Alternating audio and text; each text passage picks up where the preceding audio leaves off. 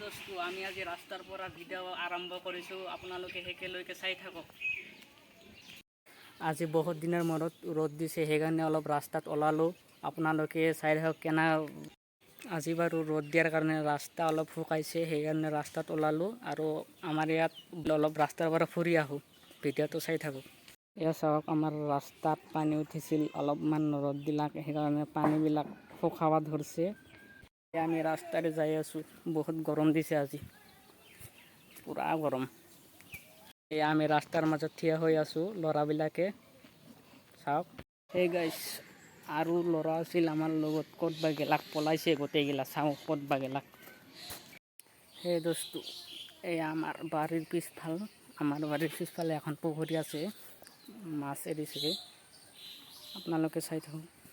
এই আমাৰ বাৰীৰ পিছফালে পুখুৰী, চাওক মাছ এৰিছিল, মাগুৰ মাছ। আপোনালোকে পুখুৰীত উঠা নাই, তথাপিও উঠুং হৈছিল, আৰু অলপ বাঢ়িলেই উঠিলে হয়। চাওক সেয়া।